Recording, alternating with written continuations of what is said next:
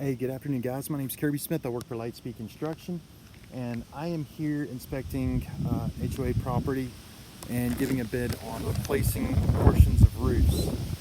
This is one of those situations where folks are considering replacing a portion of the roofs now and a portion later. They're also seeing if it makes sense to do them all now, but it's my job to help them understand the cost and some of the issues that might be occurring during construction. So with that said, I want to cover a couple of those issues. I know folks are kind of asking for, can we keep these sun tunnels? I don't ever recall seeing this vintage. There's some Skylights as well. In my opinion, these should be fine to be kept. It doesn't look like they're leaking. Probably 20 plus years old. So I guess it might be a little bit more before my time to say that those Skylights are, the age of those sun tunnels. I've got multiple Skylights on each property. All of them appear to be functioning. They appear to be fine. Usually Skylights are typically going to be good for 2 cycles of roofing. Metal cladding looks real good on the Skylight. The glass could leave. It's cleaned up a little bit, but it's really not in bad shape at all. I haven't heard any information about any leaks on these either. The most worn shingles on the roofs are going to be the ridge cap shingles, and there is something interesting to point out here. So this is ridge cap shingle, and then this is metal ridge vent.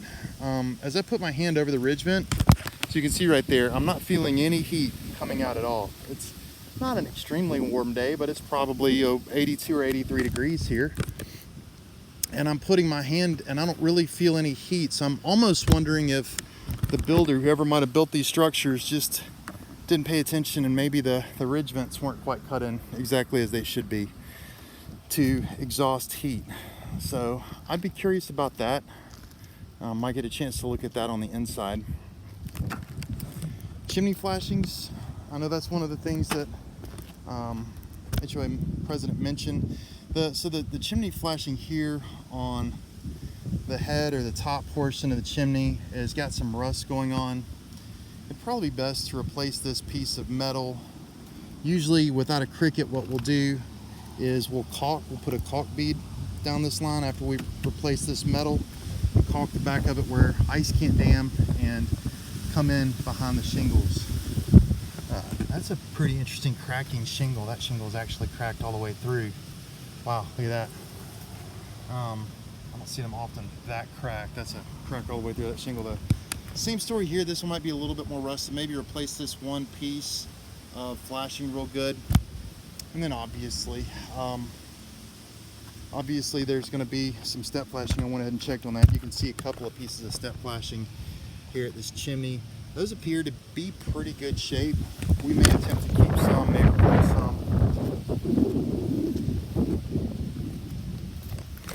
But this wall, for example, gets flashing all the way down. And once you get to here, you've got this kickout where there's stone, right? So we would need to make sure that we've got this metal appropriate. It looks like there's some metal behind. I can see it just in between the, I can see some sort of metal, something just between the vinyl siding and the stone. But keeping water from capturing there and leaking here can be a little bit of an art, but definitely something we can handle.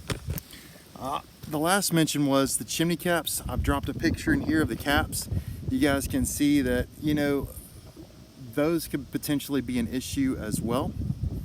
So we would be mentioning that there's a potential for the chimney caps to leak also. Oh wait, thought of one more, sorry guys. The mention that some of the penetration, so some of those sun tunnels and pipe boots are a little too close to our valleys. And normally you're gonna want about 2 or 3 feet away from the valley. And there's several different sun tunnels I've noticed that are right up against the valleys. And we could perhaps keep them there, but it would be some potential exposure, some possibility for a leak.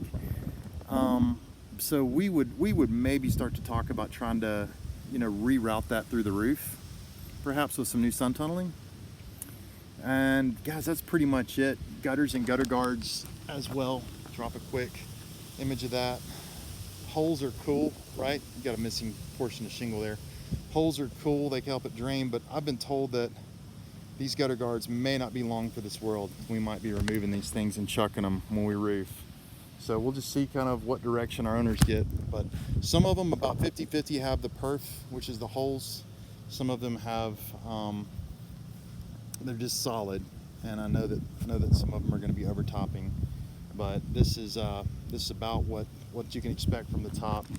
Anyway, this is Kirby Smith with Lightspeed Construction, using Lead Symphony Marketing app to bring you guys some pretty good information on the project that hopefully we get a chance to do a great job on. Kirby Smith out. See you guys later.